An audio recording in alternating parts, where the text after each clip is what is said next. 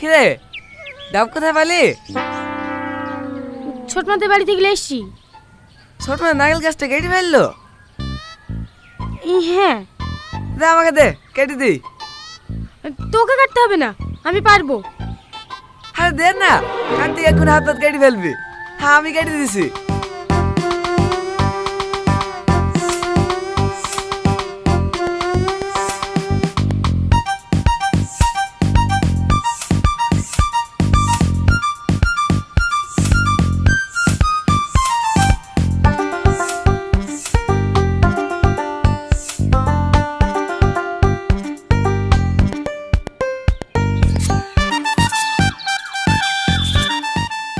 থাক আর কাটতে হবে না, এই বির আমাকে দে।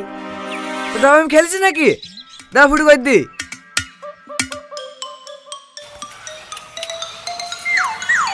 যা গিলাসটা ধুইলাই। ধোয়া আছে। ও তাহলে নোংরা লেগে। কো কুত্তা, দে আমার ডাব দে, আমি জানতে দে এরকম করবি। মা, এরকম তোমার ছেলে আমার ডাব খেয়ে নিল। দে দে কুত্তা, মা। বিরাট মিষ্টি। হেলে জ্যাকেটটি খাগা, দেখা ভিতরে কিছু আছে কি।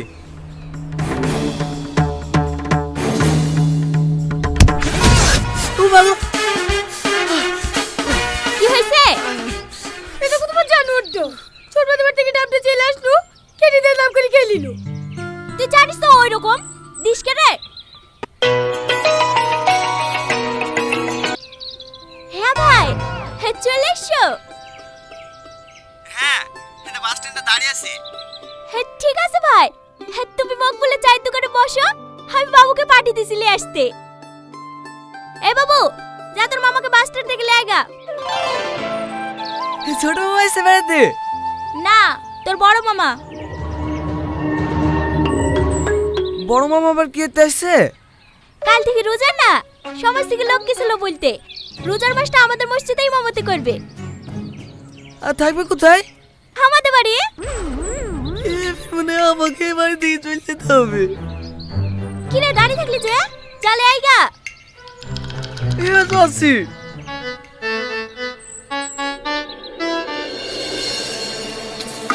আস্তাগফিরুল্লাহ, আস্তাগফিরুল্লাহ। এসব দেয়ালে কি ছবি লাগিয়েছো ভাগ্নি? এসব ছবি ঘরে থাকলে ঘরে কোনোদিন ফেরেস্তা ঢোকে? ঘরে দোয়া দূরত লাগি থুবা, আস্তে যেতে চোখে পড়বে, মনটা পবিত্র থাকবে।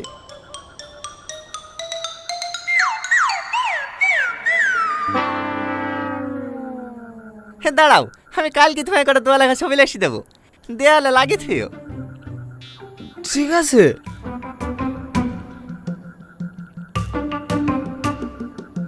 মামা, রাত তো অনেক হয়ে গেছে, আপনি কোন ঘরে শোবেন? পাঁচ ঘরে নাকি? না না, দুই মা ভাগ্নে একসাথেই ঘুমাবো। সেহরি খাওয়ার সময় তোমাকে ডেকে দিতে হবে না। আহ, আপনি এই ঘরে ঘুমাবেন? হ্যাঁ।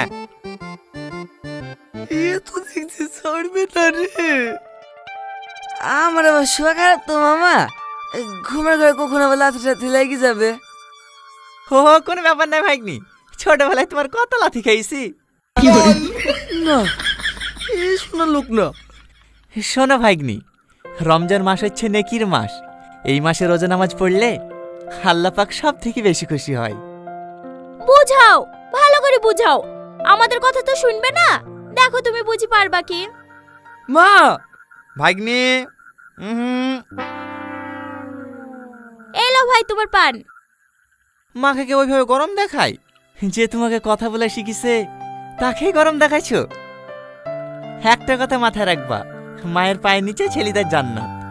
মাকে কোনোদিনও কষ্ট দেওয়া যাবে না। পাগল ছেলে একটা। কি হলো ভাগ্নি, কোথায় যাচ্ছ? এ একটু পোষা ফিরতে যাচ্ছি। পোষা ফিরতে পানি লিবা? ঠিক আছে মামা।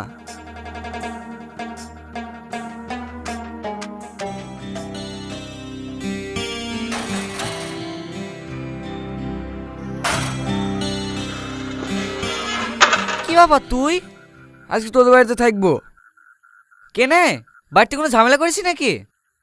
না না, মামা এসছে, বাড়িতে থাকলে ভোরবেলা রোজা করার লেগে ডাকবে। আজকে তোদের বাড়িতে থাকবো। রোজা না করলে কেউ জোর করে করাইতে পারে? তোর মামাকে দেখে কেনে যে এত ভয় করিস সেইটাই বুঝতে পারিনি। আমিও তো রোজা রাখিনি, বাড়ি থেকে ডিস্টার্বও করে না। আয় ভিতর আয়।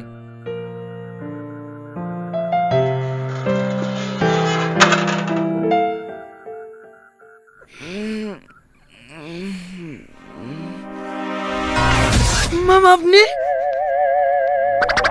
এখনো সময় আছে ভাগ্নি, আর 20 মিনিট ঘুমাইলে ঘুমিলাও। আপনি এখানে কি করে আসলেন?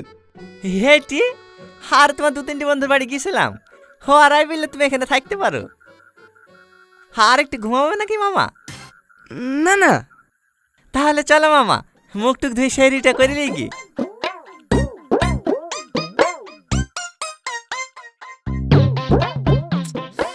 ছে, আজকে তো করা হলো না মামা। কেন মামা? আমার বিরাসের বাড়িতে, বিরাস না করলে আমি এবার খেতেই পারিনি। আজকে থাক মামা, কাল থেকে একবার রোজা রাখবো। এই বিরাজটা মামা?